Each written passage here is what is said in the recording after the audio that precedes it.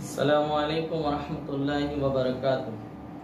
الحمدللہ رب العالمین والصلاة والسلام علی سید المرسلین، اما بعد۔ میرے پیارے آقا صلی اللہ تعالیٰ علیہ وسلم کے پیارے دیوانوں، والصلاة والسلام علیکہ یا رسول اللہ صلی اللہ تعالیٰ علیہ وسلم۔ اب تک نماز کے مسائل میں نماز کے مکروہات تحریمی تفصیلی طور پر آپ کے سامنے پیش کیے گئے تھے۔ آپ گزشتہ 3 ویڈیوز میں آپ نے اس کو سماعت کیا۔ آج انشاءاللہ نماز کے مکروہات تنزیہی، مکروہ تنزیہی کیا کیا چیز ہے، مکروہ تنزیہی کی تعریف یہ ہے کہ وہ فعل جو اللہ عز و جل شانہ اس کے محبوب علیہ السلام کو ناپسند ہو، خلاف سنت ہو، اس کو مکروہ تنزیہی کہتے ہیں۔ ننگے سر نماز پڑھنے کے کیا احکام ہیں وہ مختصر طور پر پیش کیے جاتے ہیں۔ سستی سے ننگے سر نماز پڑھنا، یعنی ٹوپی سے بوجھ معلوم ہوتا ہے یا گرمی معلوم ہوتی ہے، اس وجہ سے ننگے سر نماز پڑھتا ہے، تو یہ مکروہ تنزیہی ہے۔ اب سستی، ٹوپی سے کیا بوجھ محسوس ہوگا، چند گرام کی بھی وہ نہیں ہوتی، اسی طرح سے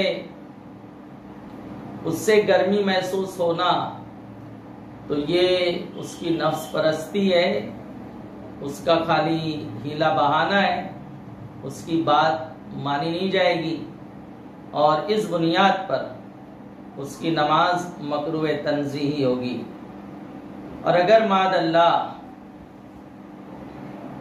اس نیت سے ننگے سر نماز پڑھتا ہے کہ نماز کوئی محتمم بالشان چیز نہیں، کوئی اتنی عظیم عبادت نہیں کہ اس کے لیے سر ڈھانکا جائے، ٹوپی رکھی جائے، لگائی جائے یا امامہ باندھا جائے، اس بنیاد پر اگر ننگے سر نماز پڑھتا ہے تو معاذ اللہ اس نیت کی بنیاد پر کفر ہوگا، کیونکہ اس میں نماز کی تحقیر پائی جا رہی ہے، اس میں نماز کی بے عزتی پائی جا رہی ہے، اس لیے اس نیت کی بنیاد پر ننگے سر نماز پڑھنے والا کافر ہو جائے گا۔ اب کوئی ٹوپی لگا کر نماز پڑھ رہا تھا، اس کی ٹوپی رکوع میں یا سجدے میں گر گئی، تو اسے اجازت ہے کہ وہ عمل قلیل کے ساتھ اسے اٹھا سکتا ہے۔ عمل قلیل کے ساتھ یعنی ایک ہاتھ سے اٹھا کر سر پہ رکھ لے، دونوں ہاتھ نہ لگائے، اور نہ 3 سبحان اللہ کا وقفہ بھی نہ گزرے، ورنہ نماز فاسد ہو جائے گی۔ اب جیسے کڑک ٹوپی ہے، وہ ایک ہاتھ سے ایزی سر پہ رکھ سکتا ہے تو وہ رکھ لی جائے، اور نرم ٹوپی ہے، کپڑے کی ہے، یا وہ پہلے جو جالی والی نیٹ کی ٹوپی آتی تھی چائنا کی ہے، تو وہ ایک ہاتھ سے آپ رکھ نہیں سکیں گے، اگر رکھ لیے تو صحیح وہ سر پر جو ہے بیٹھے گی نہیں اور دوبارہ گرنے کا امکان ہوگا، تو اگر ایسا ہے تو پھر چھوڑ دیا جائے۔ اسی طرح سے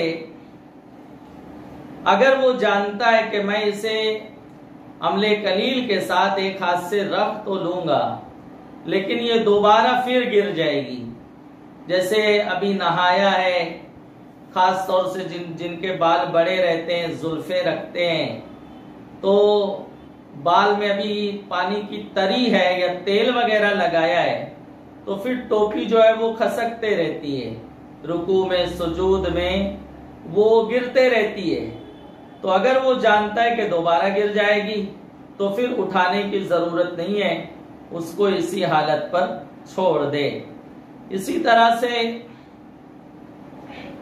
کام کاج کے کپڑے پر نماز پڑھنا یہ بھی مکروہ تنزیہی ہے، جبکہ دوسرا کپڑا موجود ہو۔ ہوتا یہ ہے کہ جیسے کوئی کمپنی وغیرہ میں جاب کرتا ہے، گیریج وغیرہ میں کسی کا ورک ہے، تو ایک ورکنگ ڈریس ہوتا ہے، وہ کمپنی کی جانب سے کام کے لیے مخصوص ہوتا ہے. تو جو لباس کام کے لیے مخصوص ہے اس پہ نماز پڑھنا، اسے پہن کر نماز پڑھنا، یہ مکروہ تنزیہی ہے جبکہ دوسرا کپڑا موجود ہو.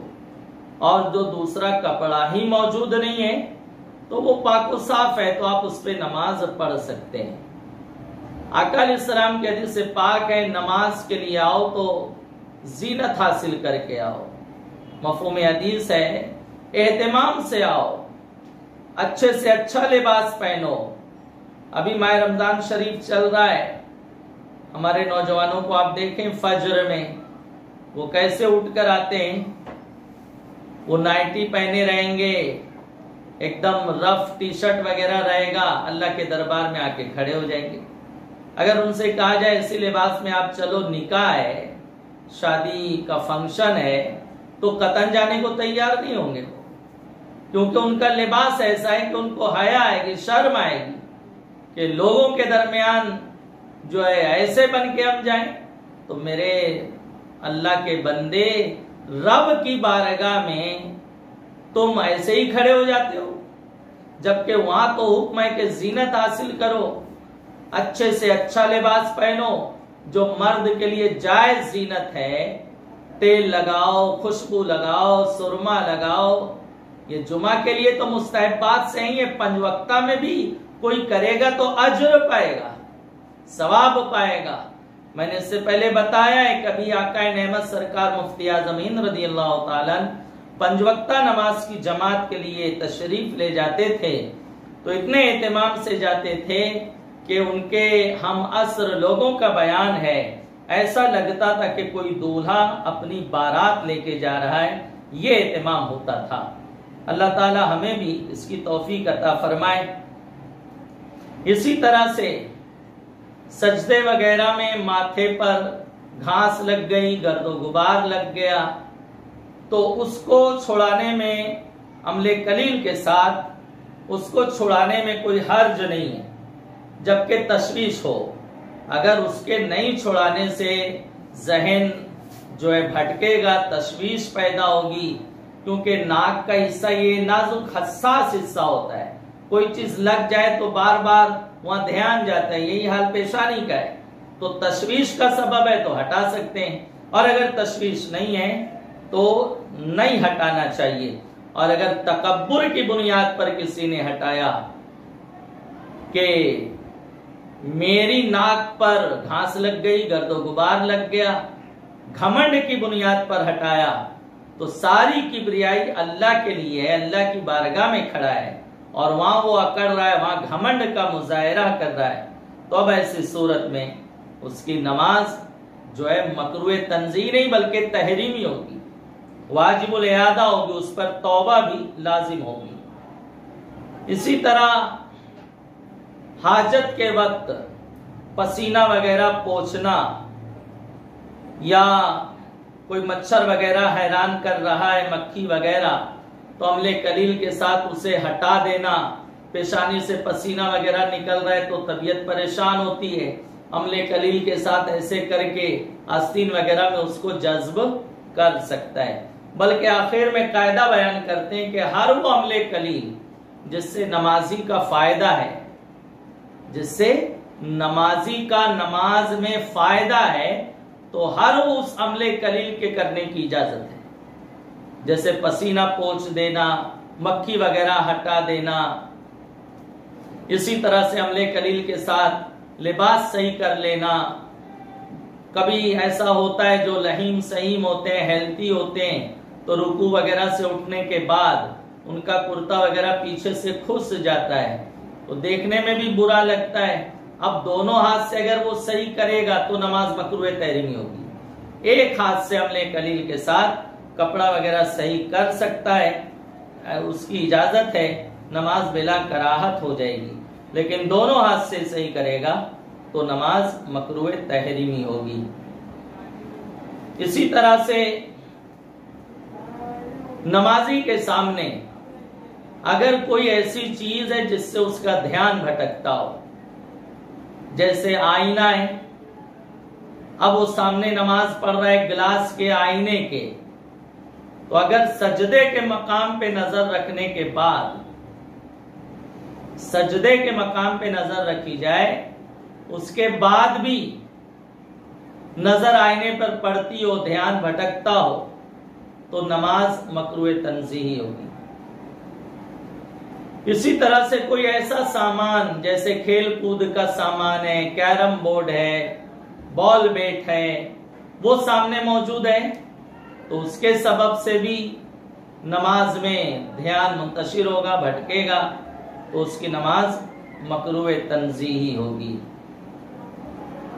تو آئینے کے سامنے نماز ہو جاتی ہے، لوگ اس کو جو ہے بہت سخت حکم سمجھتے ہیں، نماز ہو جاتی ہے لیکن کراہت کے ساتھ، ناپسندیدہ ہے، اس سے بچنا چاہیے۔ اسی طرح سے ہر ایسی چیز جو نمازی کے دھیان کو منتشر کرے، اس کی توجہ کو اپنی جانب مائل کرے، اس کا سامنے ہونا یہ نماز میں کراہت تنزیہی کا سبب بنتا ہے۔ یہ کچھ مکروہات تھے جو مکروہ تنزیہی کے حوالے سے تھے، میں نے آپ کے سامنے پیش کیے۔ انشاءاللہ دوسری ملاقات میں مزید اس کے احکام و مسائل آپ کے سامنے پیش کیے جائیں گے۔ جب تک کے لیے اجازت دیجیے۔ السلام علیکم ورحمۃ اللہ وبرکاتہ۔